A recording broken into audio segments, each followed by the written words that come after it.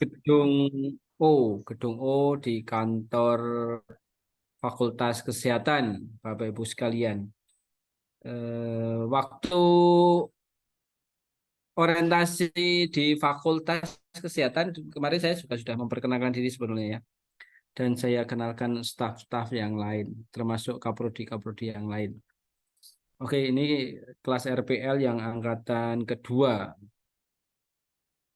Ya. Hari ini kita akan diskusi tentang materi psikososial ya, terkait dengan globalisasi dan perspektif transkultural nursing. Betul ya, Sipen ya, Anggi ya? Iya, Pak. Betul, Pak. Ya.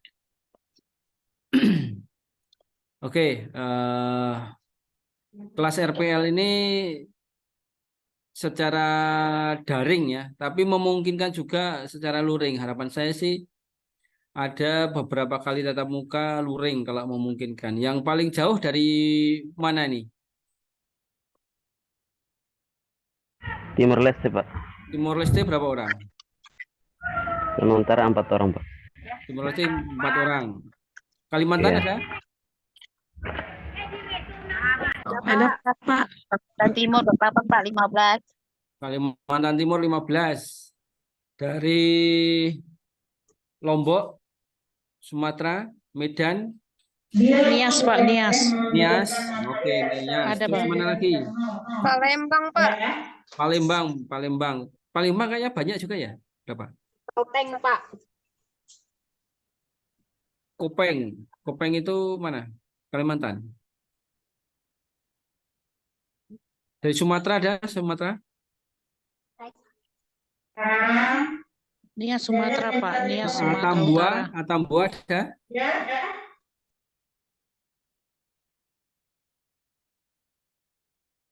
Oke. Nama saya Eko Susilo. Saya asli dari Semarang, Jawa Tengah. Tinggal saya dekat kampus ini. Kalau yang dari Semarang ada? Yang dari wilayah Semarang? Semarang ada? Ada Mbak Bella. Oh, Mbak Bella dari Semarang. Semarangnya mana? Ungaran Pak. Ungaran, RSU Ungaran.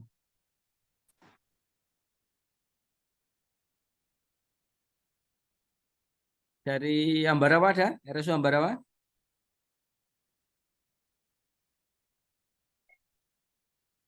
Nggak ada? Oke, saya akan share screen.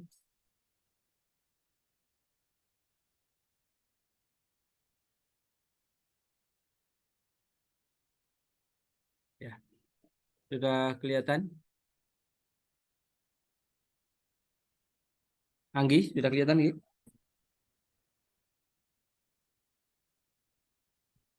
Belum, Pak. Belum. Belum, Pak. Masih loading. Di loading.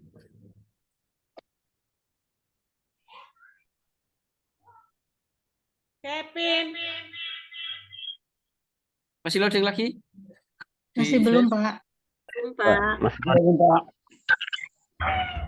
Ada yang sudah kelihatan? Kalau di tempat saya sudah sih? Belum Pak. belum. Belum, Pak. Masih loading. Enggak.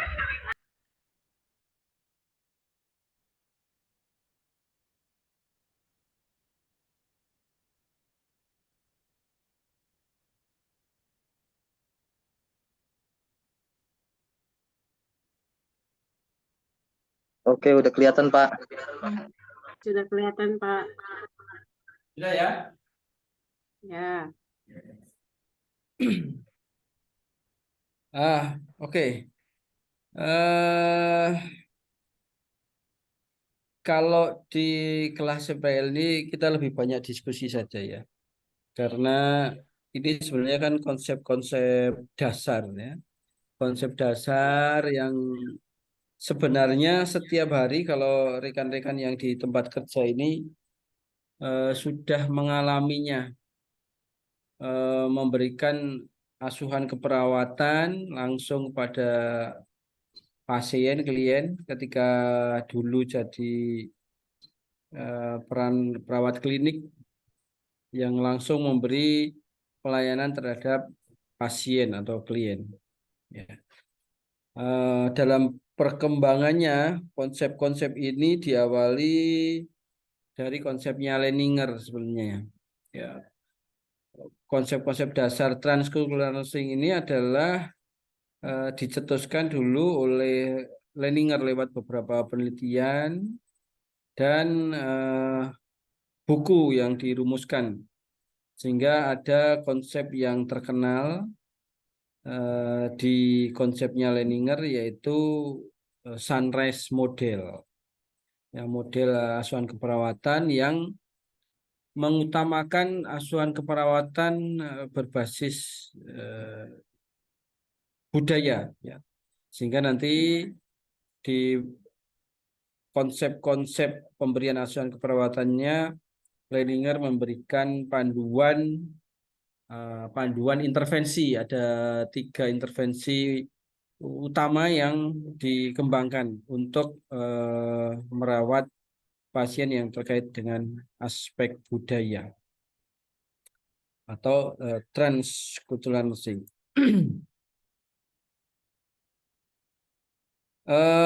Ini pertemuan yang ketiga ya. Kemarin Bu Wanti dan Bu Tina sudah masuk ya? Iya, Pak. Iya, Pak. Ya. Nah, kalau kita bicara tentang budaya, ini menjadi konsep dasar di asuhan keperawatan, ya, bahwa kalau menurut 2 sumber ini, budaya itu ada titik poin yang harus kita pahami bahwa itu adalah nilai turun-temurun yang diyakini yang dijadikan acuan atau pandangan atau pedoman hidup seseorang, ya, value. Oleh karena itu, budaya itu mengandung nilai atau value yang tinggi dan tidak mudah dihilangkan atau dipengaruhi oleh hal yang lain pada diri seseorang, ya. Sehingga kemanapun jauhnya orang itu pergi, tetap akan mempertahankan budaya-budaya yang dia yakini selama itu, termasuk simbol-simbol, aspek-aspek religi yang melekat di dalamnya.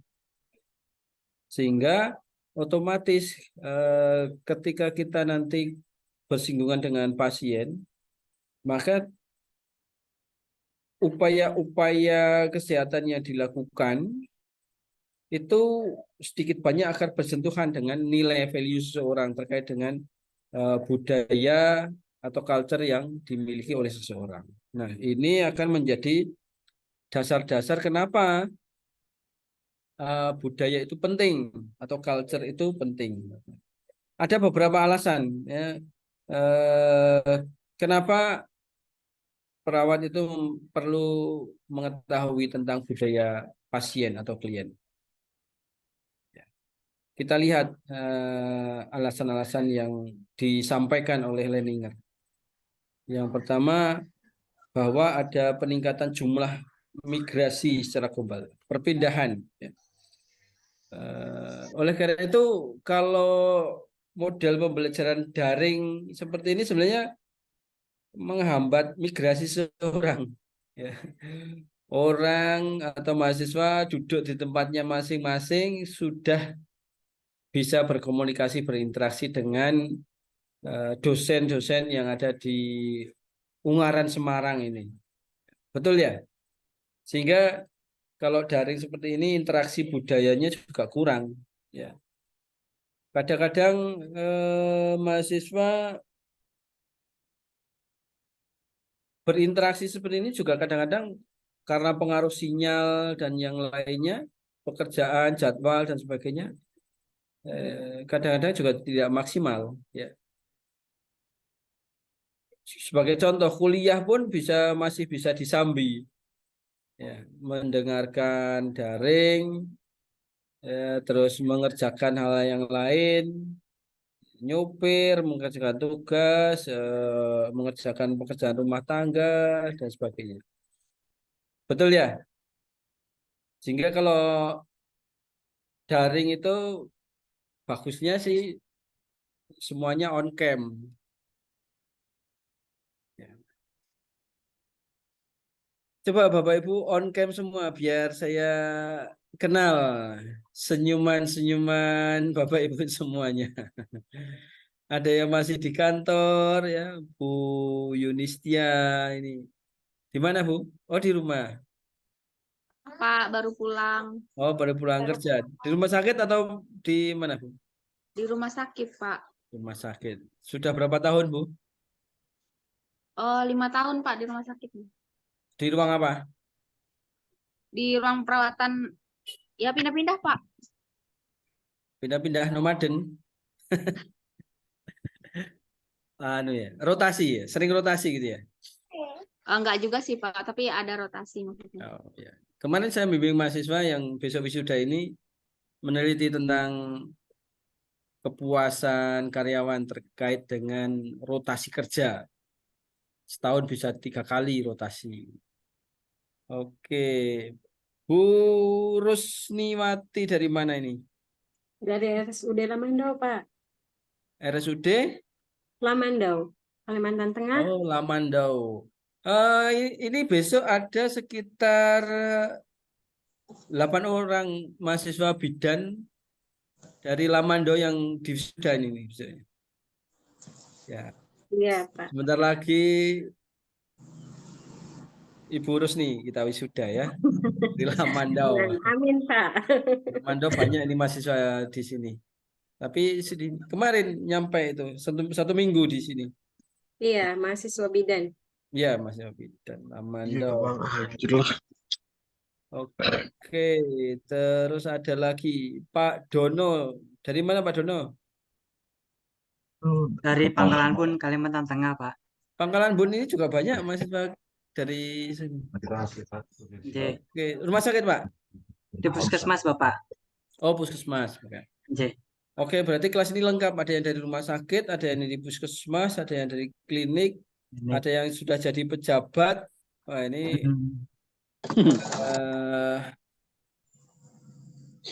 banyak tokoh-tokoh juga nih, pejabat-pejabat di sini ya.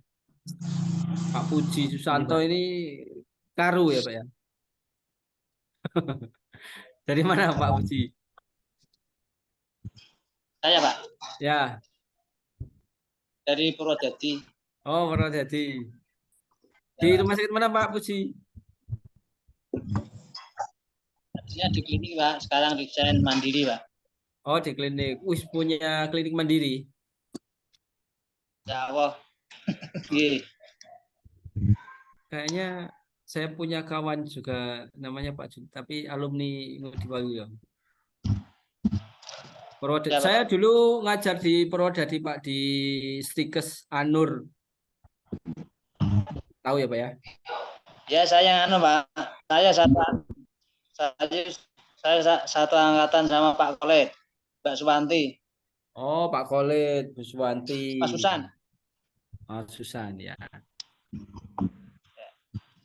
Itu Pangling, ya, Pak. berarti adik kelas saya ya? Adik kelas. Iya. Iya, makanya saya ingat-ingat Mas Puji ini kita nggak asing ya.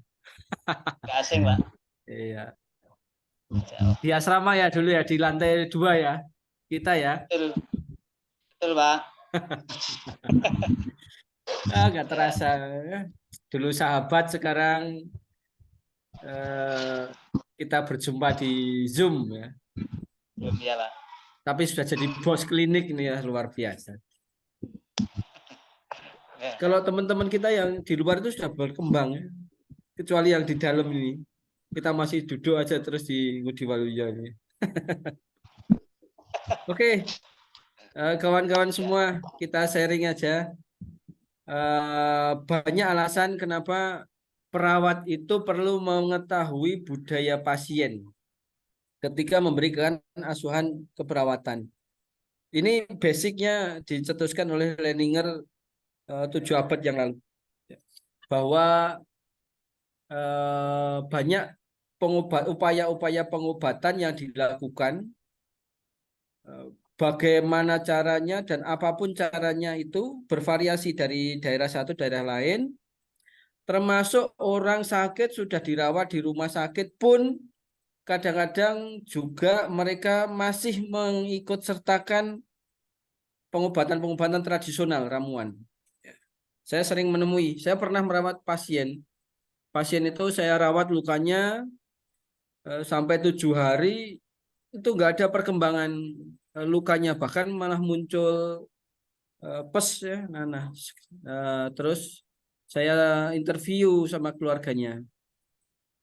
Ternyata setiap kali setelah selesai perawatan malam harinya keluarganya itu memberikan ramuan ya, salep herbal yang mereka dapat dari saudaranya untuk dioleskan di lukanya ya, mengoleskan lukanya juga pakai tangan, sehingga ternyata itu masih ya, tanpa sepengetahuan kita ada hal-hal pengobatan tradisional yang mereka yakini dari turun-temurun atau dari informasi dari kerabat yang disertakan dalam upaya-upaya pengobatan. Sehingga nanti ada beberapa kategori kalau menurut Leninger itu.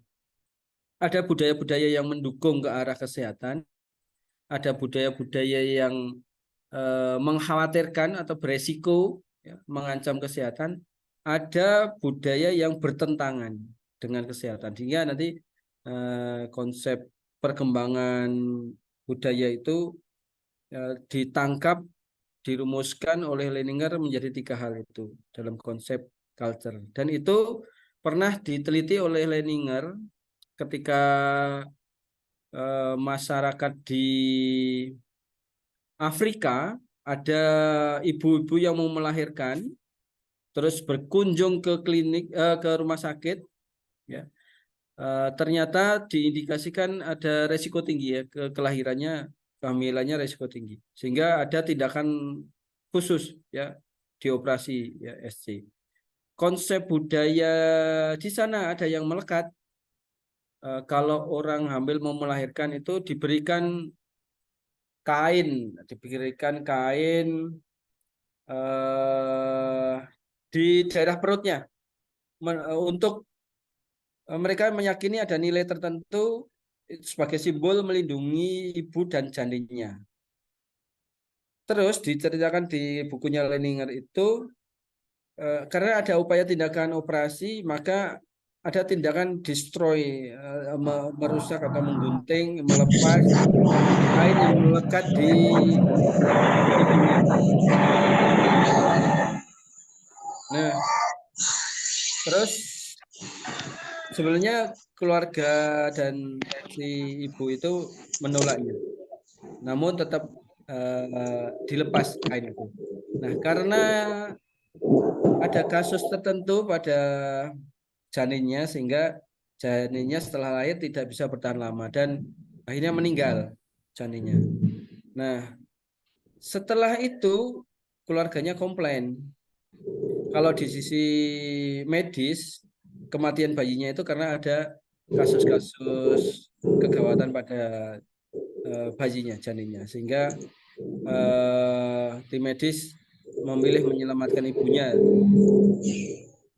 Nah, namun di keluarga si ibu itu dan pemangku adat ya, di budaya itu, bahwa penyebab kematian bayinya itu karena tadi kain yang menutup di perut ibu itu yang dinilai sebagai pelindung, simbol pelindung itu dilepas atau digunting, dilepas gitu ya. Nah, itu menimbulkan culture shock ya, sehingga masyarakat kelompok itu yang meyakini hal itu terjadi menganggap tenaga medis lah yang menyebabkan kematian pada jemaah, sehingga tidak lagi mau berkunjung ke rumah sakit ataupun menerima tenaga kesehatan untuk daerah. Mereka mengembangkan budaya dan pengobatan tradisional. Mereka meyakini bahwa budaya mereka lah yang lebih tinggi dari upaya-upaya medis atau kesehatan, sehingga ada gap konflik. Nah, berlatar dari salah satu pengalaman itu, termasuk juga penelitian-penelitian di negara-negara lain, karena di bukunya banyak sekali budaya-budaya yang dia ceritakan di beberapa negara belahan, termasuk di Eropa, Asia, itu ada budaya-budaya melekat yang sekaligus bersinggungan dengan upaya kesehatan, sehingga muncullah konsep transkultural nursing, lintas budaya. Artinya bahwa ketika perawat merawat pasien dengan budaya yang berbeda, itu menjadi perhatian ya, untuk diberikan pelayanannya. Nah, di alasan-alasan perlunya transkultural nursing ini banyak sekali diceritakan, nggak usah saya ceritakan semuanya ya. Poin-poin penting dari 10 alasan ini karena sering terjadi pertentangan, gap antara perawat, dokter atau tim kesehatan yang lainnya dengan pasien, terutama perawat yang 24 jam merawat pasien. Ini seringkali ada perbedaan konsep antara konsep budaya dan konsep kesehatan. Oleh karena itu ini menjadi perhatian di bahasan ini. Ada 3 poin ketika membahas globalisasi dari perspektif transkultural. Yang pertama, ada konsep keperawatan culture, ada kepercayaan tentang kesehatan dan sakit, ya, konsep sehat sakit, ada nilai value praktek, sehingga diharapkan ketiga poin ini, ya gimana? Ada yang mau tanya? Yuspina?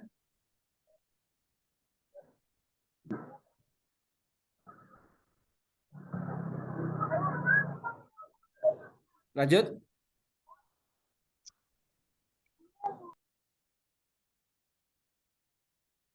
Suara saya masih kedengar ya? Masih, Masih, Pak. Pak. Oke, lanjut ya. Masih, Pak. Oke, nanti Iya, kalau Pak, masih. ada yang mau tanya langsung aja boleh. Lanjut, Pak. Ya. Nah, 3 hal ini disatukan ya. Konsep keperawatan profesional, konsep sehat sakit, dan konsep culture. Ini akan membawa asuhan keperawatan yang komprehensif. Culture care, kalau dalam bukunya Leininger nih dijelaskan bahwa ini bertujuan untuk menggunakan pengetahuan yang didapat oleh perawat dalam memberikan perawatan sesuai dengan budaya tertentu atau sesuai dengan budaya universal kepada semua orang. Oleh karena itu kan di keperawatan, ketika kita memberikan asuhan keperawatan tidak boleh membeda-bedakan dari suku mana, dari kelompok mana. Oke, saya langsung saja di poin berikutnya. Ya. Pentingnya keperawatan lintas budaya ini yang berikutnya adalah menurut Leininger sangat penting memperhatikan keragaman budaya dan nilai dalam penerapan asuhan keperawatan kepada klien. Bila hal tersebut, nilai-nilai budaya ini diabaikan, akan terjadi culture shock. Culture shock itu ketika kondisi di mana pasien dan perawat sama-sama frustasi karena nggak ada kecocokan antara budaya yang dimiliki pasien dengan konsep keperawatan klinis yang dimiliki perawat, sehingga ini kadang-kadang muncul konflik ya.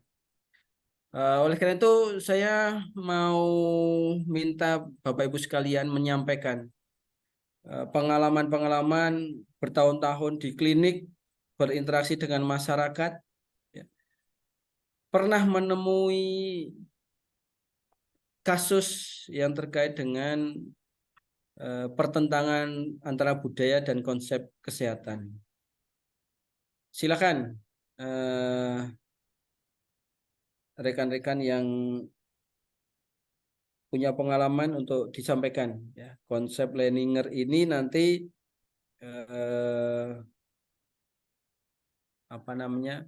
kita masuk di dalamnya pernah mengalami atau tidak. Silakan Pak Kristomi, mungkin dari mana Pak? Dari Lamandau, Pak. Oh ya, masih kerja nih Pak ya? Nggih, di Dinas Kesehatan. Oh, dari Dinas Kesehatan. Kalau 5 hari kerja sampai jam 4:30 ya Pak ya? Jam 4.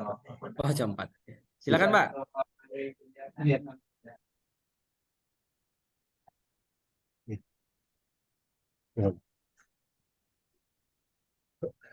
Mohon maaf Pak, tadi absen dulu tadi. Jadi saya Oh ya. gimana tadi? Pas kebetulan jam 4 tadi. Oke, siap. Absen sore ya. Nggih, Pak. Pulang. Di Dinas Kesehatan di bagian apa Pak? Perencanaan dan keuangan, Pak. Oh, luar biasa di perencanaan. Berarti jarang ketemu pasien ya Pak ya? Nggih, Pak. Sudah enggak lagi. Makanya Oh, sudah enggak lagi ya. Iya. Oke, mungkin kalau yang dari Dinas Kesehatan, mungkin saya tanyanya adalah, adakah program-program yang pernah terhambat karena alasan ketidakcocokan konsep dengan masyarakat? Ada nggak, Pak?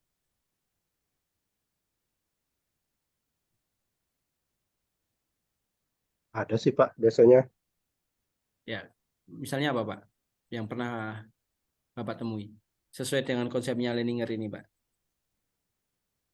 Oh ya, kalau di sini biasanya sih kayak kami kan ada target sih sebenarnya, kayak KB kan, angka kematian ibu dan bayi.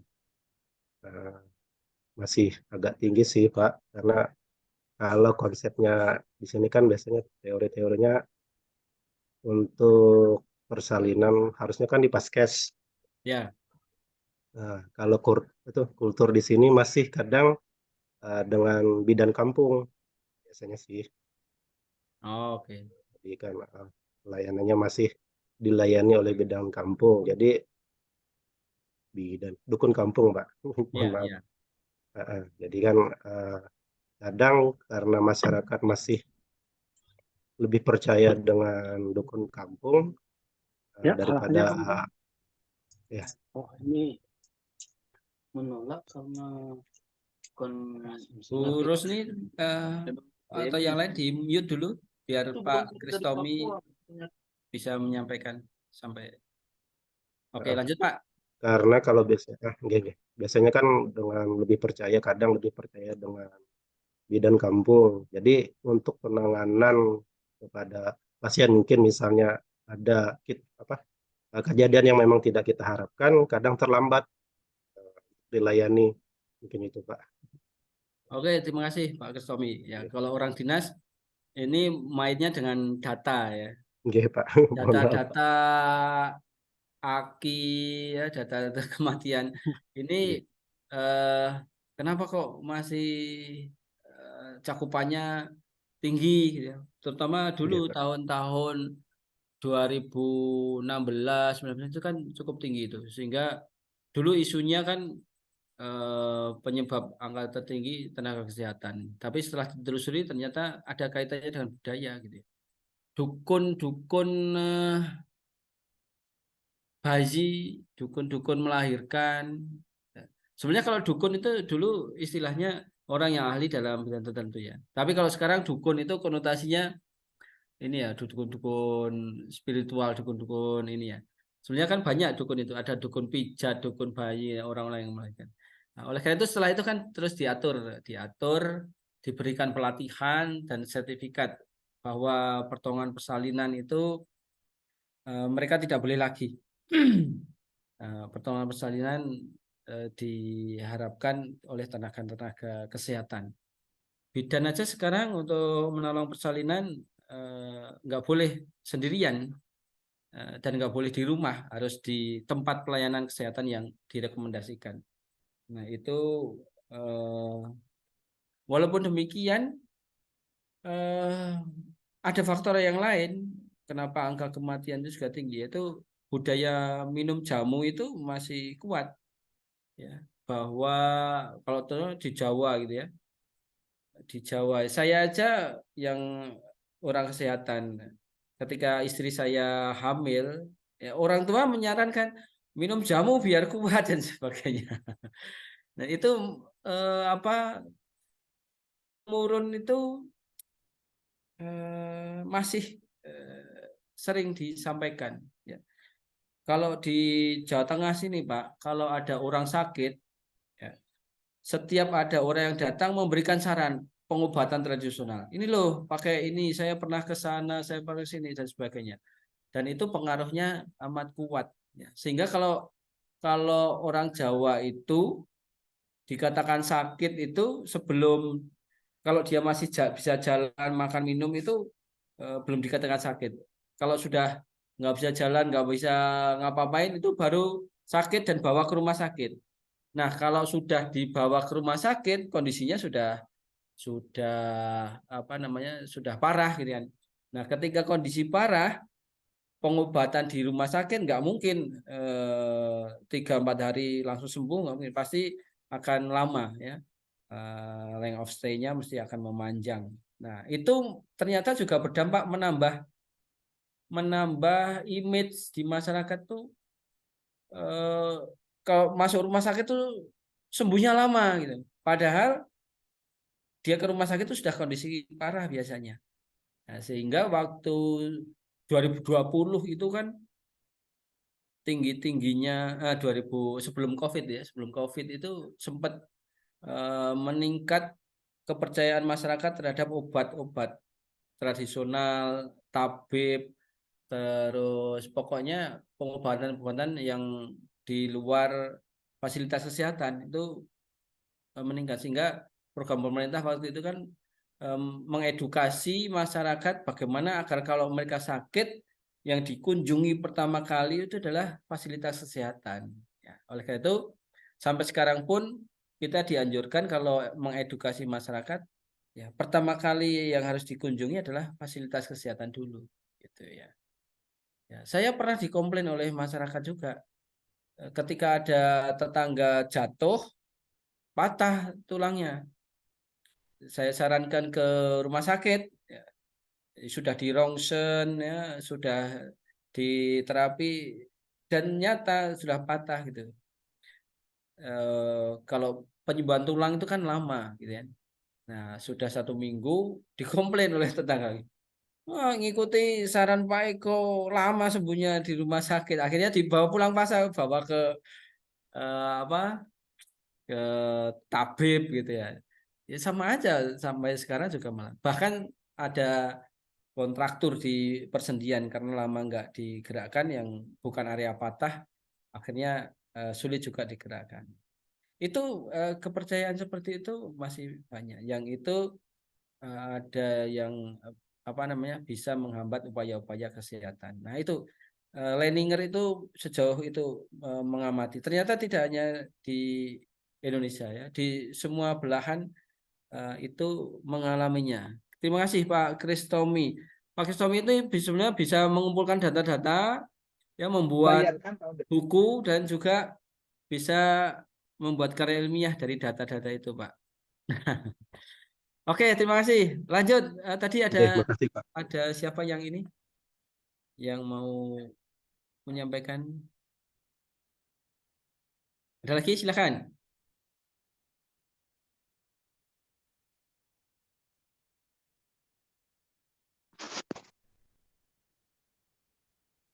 Selamat sore, Pak. Selamat sore, Bu Sintiki. Ya, masih Iya, dinas Pak. ini Nih, kayaknya ya. Iya, lagi dinas sore, Pak. Oh, dinas sore. Pasiennya gawat enggak? Kalau pasiennya gawat jangan ditinggal. Enggak, Pak, lagi ada tim yang lain, Pak. Oke, di ruang apa ini? Di kamar operasi, Pak. Oh, kamar. Sedang operasi atau lagi standby? Lagi baru selesai, Pak. Tim saya baru selesai. Nah, oke. Itu ya enaknya kuliah daring nih ya. Habis operasi pun Siap, bisa Pak. kuliah. Ya. Silakan. Siap. Ada yang mau disampaikan? Eh, mungkin kemarin ada pasien kami tuh pasien objin. Mereka datang ke tempat kami sudah dengan kondisi perdarahan ruptur uteri karena kebiasaan di tempat kami tuh mengkonsumsi rumput Fatima gitu, Pak. Oh, Jadi iya, iya. mungkin dari dengar dari mana gitu, Pak. Jadi dengan adanya mengkonsumsi rumput Fatima diharapkan pembukaannya cepat gitu, Pak. Iya, iya. Jadi pas sudah sampai di kami itu sudah terjadi perdarahan karena rumput Fatima itu merupakan seperti oksitosin gitu, Pak, untuk Memacu ya. membantu pembukaan. Iya, dan mereka mungkin merendam rumput Fatima ke dalam air itu tidak ada takarannya, Pak. Jadi mungkin over gitu. Overdosis ya. Iya, jadi sering, Pak, kami dapatkan kasus seperti itu di tempat kami, Pak. Oke, terima kasih Bu Sintike. Bu Iya, Sintike Pak, ini baik, Pak. sebenarnya kan bisa mengumpulkan data-data itu, kasus-kasus dalam 1 tahun itu ditemukan berapa kasus akibat konsumsi rumput Fatima ya, rumput Fatima. Iya, Pak. Dan efeknya. Itu sebagai riset, Bu. Oh, Ibu baik, Pak. kumpulkan data-data itu, ada berapa pasien dengan identifikasi. Berapa kali dia minum, terus efeknya apa, hasil interviewnya. Sudah jadi paper itu. Luar biasa, nanti diterbitkan di jurnal, temuan-temuan itu menjadi kasus. Sehingga Oh, nanti iya, baik. penelitian berikutnya adalah meneliti kandungan rumput Fatima itu mengandung apa. Ada zat-zat Oh, apa siap. yang berbahaya bagi ibu hamil. Hasil riset Baik, itu nanti menjadi dasar untuk kita edukasi ke masyarakat. Ya, itu namanya evidence based practice. Itu luar Oh, iya, biasa. Pak. Baik, Pak. Oke, Terima kasih masukannya, Pak. ya.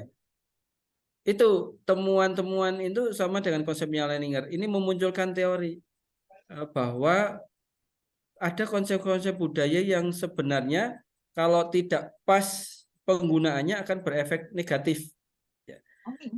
Iya, Pak. Jamu itu kalau jamu yang di pasar ya, kita nggak tahu takarannya, dosisnya, kandungannya apa. Oleh karena itu kalau di Patrin, pengobatan tradisional Indonesia yang sudah ada regulasinya, itu mesti ada penelitiannya. Herbal apa yang digunakan, terus komposisinya apa, kandungannya apa, efeknya apa. Terus ada izin produksi dan izin edarnya. Nah, itu diatur. Oleh karena itu saya itu lebih berani minum obat daripada minum jamu. Kalau minum jamu itu 1 gelas itu nggak tahu kandungannya. Tapi kalau obat Iya, Pak. saya sudah tahu pasti ini dosisnya berapa, kandungannya apa, efeknya apa. Itu sebenarnya kalau dulu ya, dulu itu keluarga saya penggemar jamu, ya, jamu tradisional. Ya, tapi dari hasil saya interview dengan beberapa masyarakat itu, sebenarnya ada pengalaman-pengalaman yang negatif dia terima yang tidak disampaikan ke orang lain ketika dia melakukan terapi pengobatan ke alternatif. Karena apa? Ada istilah malu ya. Kalau sudah berobat ke alternatif nggak berhasil itu malu menyampaikan. Ya. Iya, betul, Pak. Sehingga yang disampaikan di masyarakat itu hal-hal yang pengaruh baiknya. Contoh, oh habis pijat di sana itu tubuh saya agak rileks. Ya, padahal nggak begitu juga gitu ya, agak sehat. Ya, karena ada rasa tadi sesuatu yang dipaksakan dia percaya ada manfaatnya, ya. Karena konsep awalnya dia mencari obat alternatif itu ingin merasakan konsepnya. Oleh karena itu masyarakat kalau ke rumah sakit, obat itu nggak bisa langsung menyembuhkan, tapi ada dosis tertentu dan jangka waktu tertentu. Masyarakat itu ingin sekali minum obat sembuh gitu ya. Nah, itu yang sampai sekarang kenapa masyarakat itu masih cari obat-obat alternatif, obat herbal itu dengan dalih cepat sembuh dengan efek samping yang minimal. Nah, itu sehingga itu memicu penelitian-penelitian terus berkembang. Oleh karena itu sekarang sudah banyak lagi penelitian-penelitian tentang tanaman, obat, hewan dan sebagainya yang bermanfaat untuk kesehatan. Dan tadi malam itu saya lihat televisi agak takut juga, ditemukan virus baru di India itu kayaknya ya, yang bersumber dari air liurnya kelelawar kayaknya itu. Oh, itu sampai lockdown kayaknya di sana itu. Wah, itu kok muncul versi baru lagi selain COVID ya, ada virus yang juga dari kelelawar. Kelelawar itu membahayakan. Yang dulu COVID itu juga sinyalnya juga dari kelelawar ya.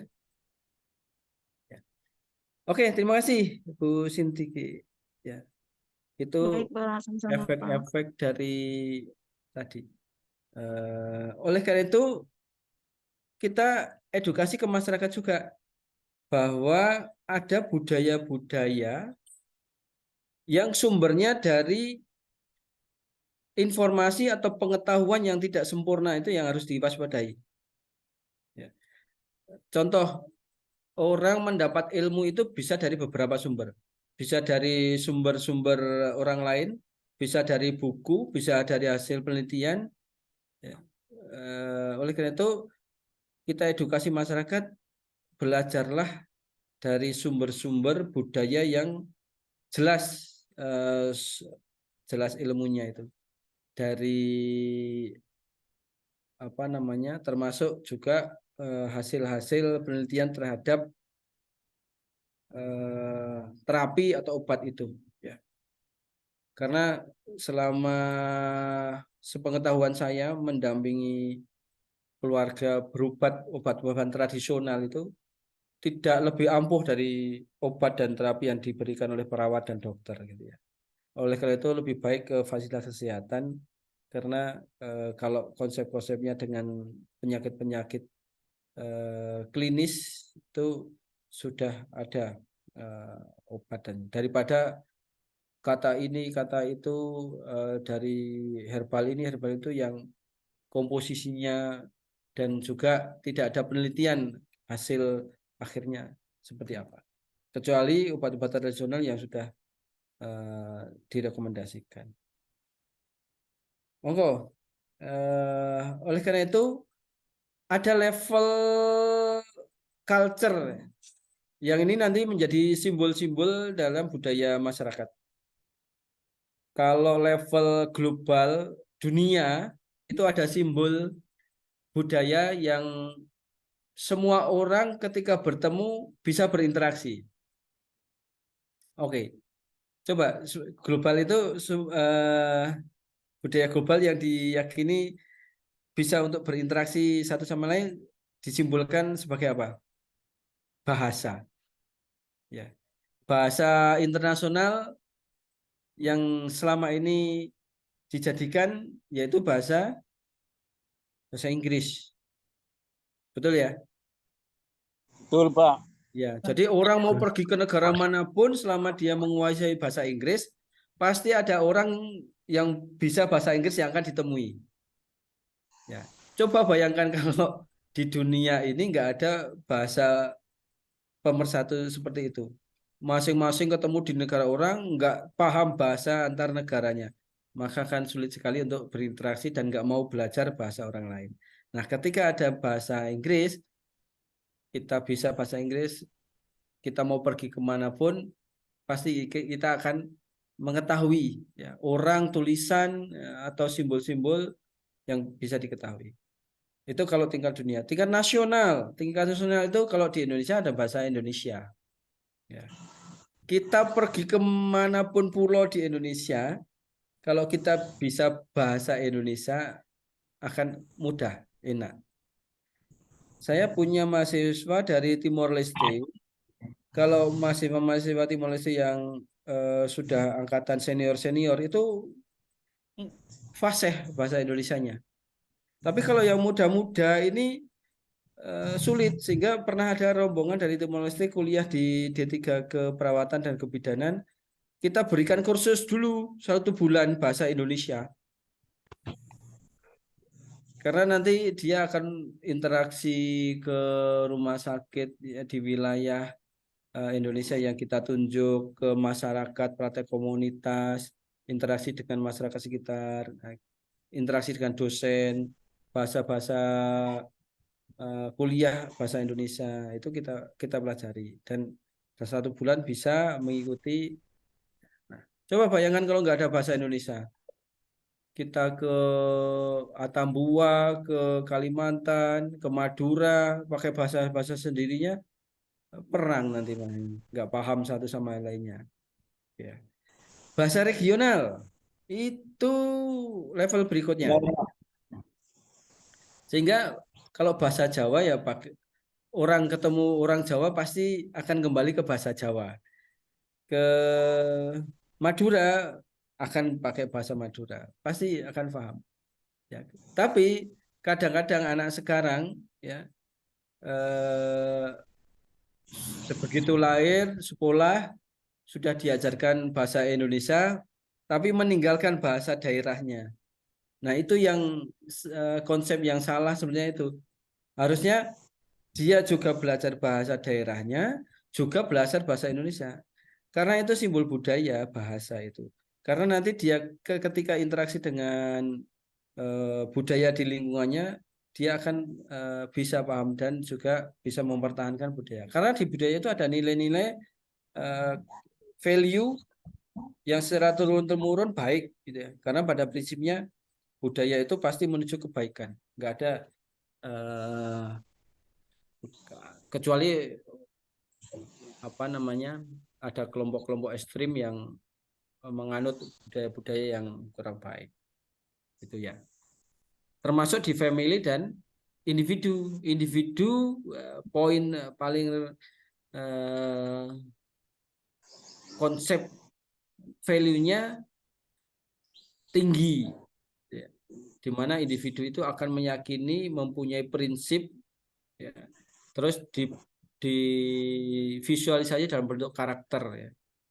Sehingga masing-masing orang satu sama orang lainnya, walaupun di keluarga itu pasti akan berbeda. Orang kembar pun pasti ada punya karakter-karakter yang sendiri-sendiri, beda-beda. Apalagi dengan orang lain. Nah, kalau di perkembangan ipteknya, ini kita kenal dengan istilah-istilah obat tradisional. Ya. Kalau di pengobatan nasional Indonesia atau Petrin itu ada 2, ilmu-ilmu yang merugikan, bertentangan, dan juga ilmu-ilmu yang pengobatan-pengobatan yang mengacu ke kesembuhan. Ya, ada 2 kategori. Nah, kalau di perkembangan awal, ya, Permenkes 2003 itu ada istilah di awal dulu, pengobatan tradisional itu diidentifikasi sebagai pengobatan dan atau perawatan atau cara obat dan pengobatannya yang mengacu pada pengalaman, keterampilan turun-temurun, pendidikan atau pelatihan, dan terapan sesuai dengan norma yang berlaku dalam masyarakat. Jadi kalau ada tiba-tiba ada konsep baru muncul, itu bukan budaya. Karena kalau kita ngacu ke Kemenkes ini, yang dikatakan budaya itu ada kronologi kejadian, turun-temurun, ada hal yang dipelajari, ya diterapkan dan itu sesuai dengan norma perilaku masyarakat dan dijadikan sebuah value, nilai. Sehingga inti dari budaya itu karena ada kronologi terciptanya sebuah nilai itu diyakini. Nah, kalau nilai itu sudah menjadi keyakinan seseorang, maka itu akan sulit sekali untuk dihilangkan. Nah, kalau keyakinannya itu baik, maka itu akan mendukung upaya-upaya yang baik juga. Tapi kalau keyakinannya kurang tepat, nah itu yang tadi berefek pada kesehatan. Contoh, istilah yang lazim dan sudah terkenal di Nusantara misalnya. Orang sakit apapun kalau di Jawa itu keroan, tahu keroan ya? Tahu Bu? Ya. Tahu Pak. Oke. Orang keroan itu nggak ada pernah dilaporkan meninggal karena keroan, itu nggak ada.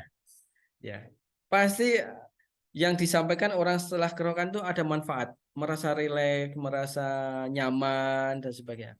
Karena setelah dikerokan orang kan rasa sakit, setelah itu dipijat, ya, relaksasi pemijatan, massase ringan itu kalau dari ilmu keperawatan itu akan memicu keluarnya hormon-hormon penenang, gitu ya, hormon-hormon relaxing hormon ya, sehingga saraf-saraf kita akan jadi tenang, otot-otot kita tenang, nadi kita nyaman. Nah, di situ.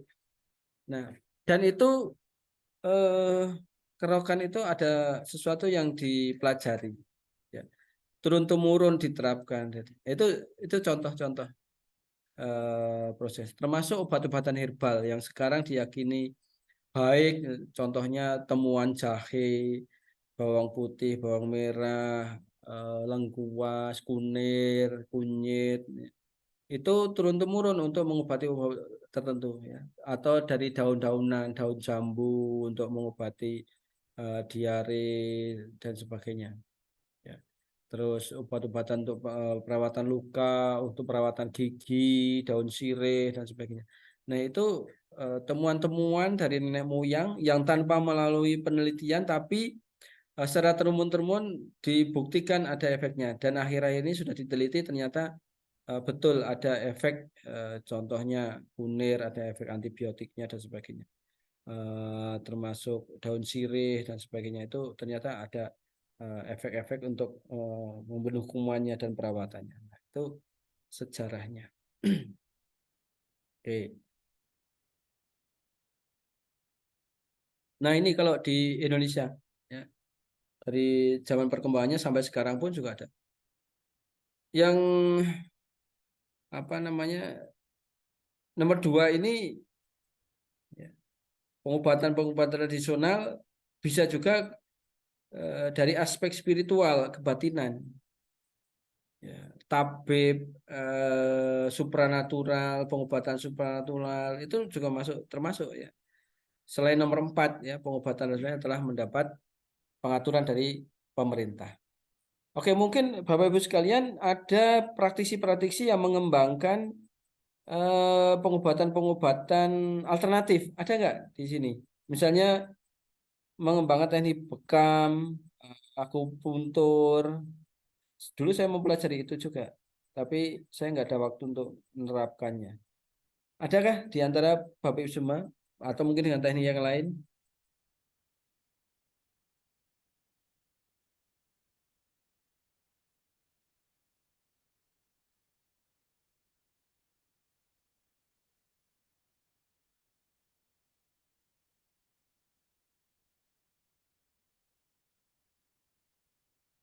Monggo, yang satu lagi, satu aja. Setelah itu saya simpulkan nanti.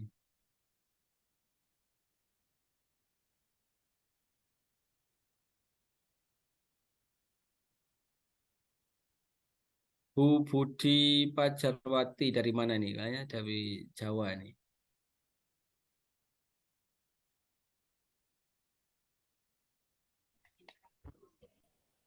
Halo, Bu Budi, masih standby?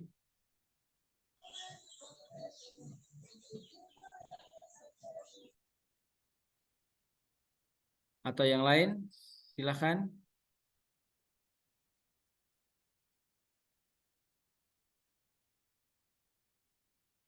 Mas Puji punya pengalaman apa, Mas?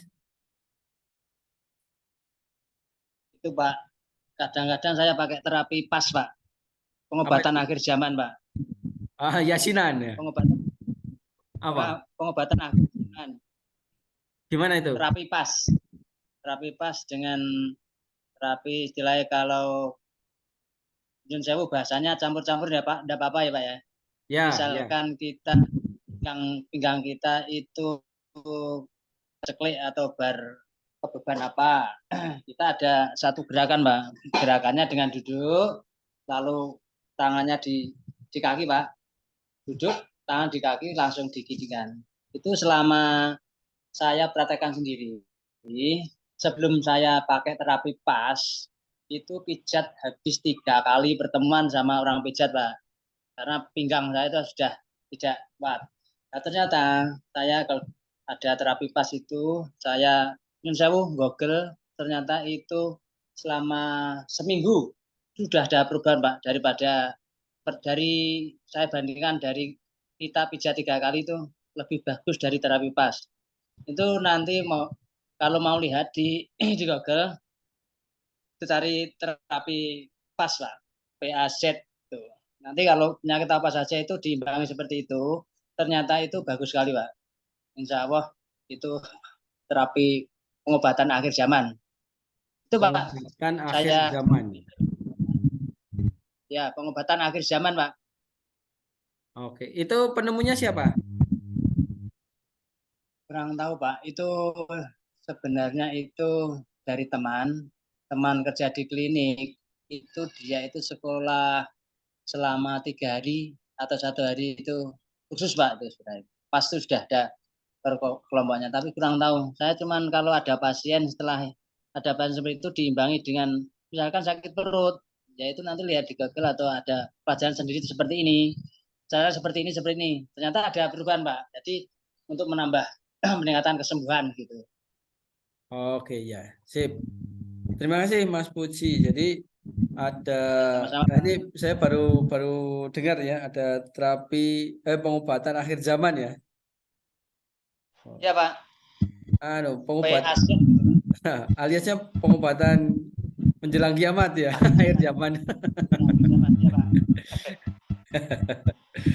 Oke, namanya mengerikan. Yang kedua Pak. Yep. Yang kedua ada pasien darurat hujan-hujan anak kecil, itu kan ada napas sesak sekali. Nah, dia kan pas waktu itu masih ada pasien, keluarga itu panik sekali. Mau saya apakan, oksigen sudah tidak kuat, mau saya rujuk nanti ternyata itu nanti di jalan tidak apa-apa. Nah itu ternyata saya setelah itu juga kaget. Saya terapi PAS itu ada Pak, penolongan darurat Pak. Itu itu sembarangan. Ternyata dia itu lama-kelamaan tuh dia sadar Pak. Terapi PAS itu.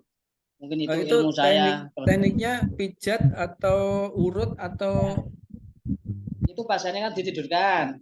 Dia tidur terus kakinya nanti gitu kan Pak, disodorkan ke bawah samping semua, terus di dalam gini. Kakinya diginikan. Ditekuk, disampingkan sana ke belakang, terus nanti gini kan, itu merubah itu sirkulasi udara dan sirkulasi sembarang itu. Akhirnya alhamdulillah dengan 10 menit Pak, tidak cengar langsung saya bukan pamer rendah, itu ternyata sudah praktekkan sendiri, dia langsung jalan, terus ke warung saya minta es krim Pak. Oh iya. Itu menolong kelebihan saya di masyarakat seperti itu, jadinya kita ya yang namanya power ini kelebihannya di mana-mana. Oh ini Mas Puji ini praktisi klinik komunitas ya, yang menggabungkan ilmu-ilmu keperawatan dengan terapi ini. Kalau di keperawatan namanya terapi apa namanya? Lupa namanya apa Bapak Ibu? Terapi alternatif ini apa namanya? Aduh lupa, ngeblank ya. Komplementer ya, terapi komplementer ya. Terapi komplementer itu banyak sekali ya. Salah satunya itu dipelajari melalui pelatihan dan bagus lagi tersertifikasi karena sekarang praktisi-praktisi tapi yang murni ya praktisi murni terapi komplementer itu ada perizinan ketika dia mau membuka praktek. Tapi kalau gabungan seperti itu kita pakai surat praktek mandiri perawat. Iya. Tapi sekarang undang-undang keperawatan sudah nggak ada. Adanya undang-undang kesehatan sekarang. Sudah dilebur. Undang-undang kedokteran juga sudah dilebur semua jadi undang-undang kesehatan. Makasih Pak Puji. Ya. Oke.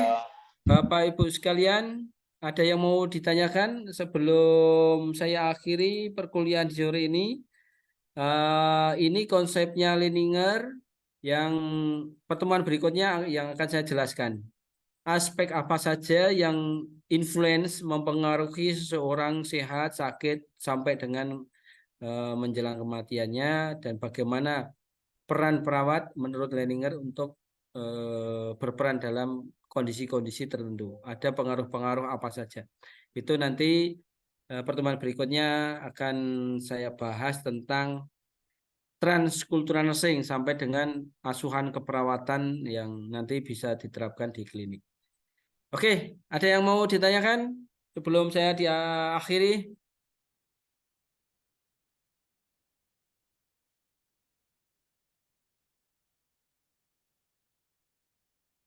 Bu Christine lagi mikir apa? Kayaknya pusing sekali.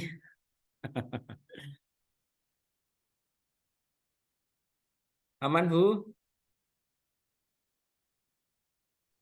Saya nggak buka praktek, Pak. Oh, di rumah ya. Iya. Saya dinas di puskesmas. Oh, di puskesmas. Puskesmasnya puskesmas rawat inap atau bukan? Rawat jalan, Pak. Rawat jalan. Oke. Iya. Di mana? Di Kalteng, Pak. Oh, Kalteng. Iya. Oke, nanti piknik ke Semarang ya, ke kampus ya.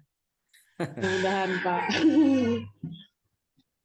Ya, nanti kalau wisuda harus ke kampus ya. Ya. Oke, Mbak Anggi, cukup? Iya, cukup, Pak.